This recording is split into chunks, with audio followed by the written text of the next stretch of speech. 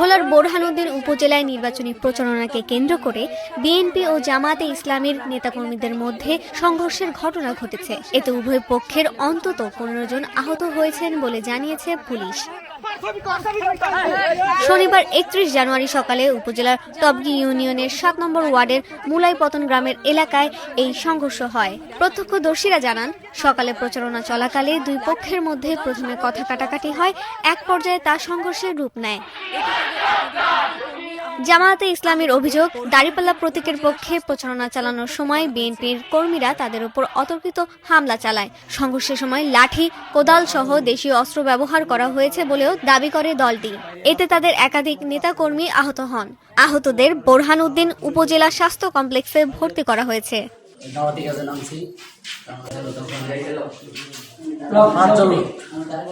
আপনার ওই যে বাড়ির থেকে বাইরে রাস্তার পাশে, আমরা তো রাস্তা দিতে আছি, হঠাৎ করে আপনার ওই দাওয়া ঘুরে বাড়িয়েছে বাইরে, তখন এলো পাতারি মানুষের, আমরা তো সবাই তো খাই এলো পাতারি বা মাইট ফিট শুরু করে দিয়েছে।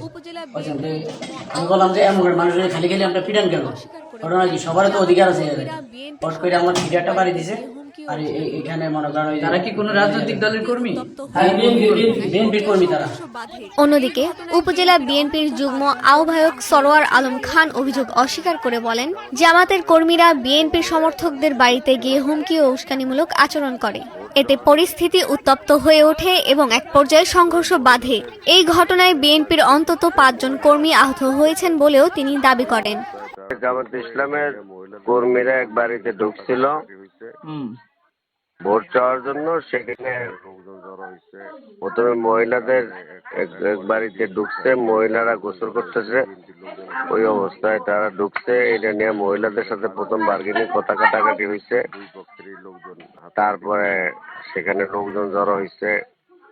তারপরে এক পর্যায়ে বিএনপির লোকজন জড়ো হয়েছে, বিএনপির লোকজনের সাথে কথা কাটাকাটি।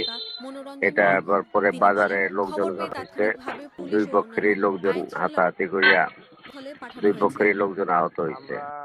ঘটনার সত্যতা নিশ্চিত করে বোরহানউদ্দিন উপজেলার নির্বাহী কর্মকর্তা ও সহকারী রিটার্নিং কর্মকর্তা মনোরঞ্জন বর্মন। তিনি বলেন, খবর পেয়ে তাৎক্ষণিকভাবে পুলিশ ও অন্যান্য আইন শৃঙ্খলা বাহিনী ঘটনাস্থলে পাঠানো হয়েছে। আমরা শোনার সাথে সাথে বা তাৎক্ষণিক আমার যে ফোর্স আছে, পুলিশ, নৌবাহিনী, বিজিবি, তাদেরকে পাঠিয়ে আইন শৃঙ্খলা নিয়ন্ত্রণে নেওয়া হয়। পর্যন্ত কোনো লিখিত অভিযোগ কোনো পক্ষ থেকে পাওয়া যায় না। বোরহানউদ্দিন থানার পরিদর্শক রিপন কুমার সাহা বলেন, অভিযোগ পেলে তদন্ত করে প্রয়োজনীয় আইনগত ব্যবস্থা নেওয়া হবে।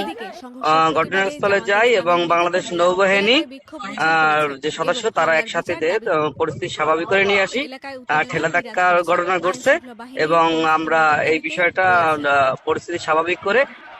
এদিকে সংঘর্ষের প্রতিবাদে জামায়াতে ইসলামীর নেতাকর্মীরা এলাকায় বিক্ষোভ মিছিল করেছেন এবং হামলার বিচার দাবি করেছেন। ঘটনার পর এলাকায় উত্তেজনা বিরাজ করছে। আইন শৃঙ্খলা বাহিনী পরিস্থিতি নজরদারিতে রয়েছেন।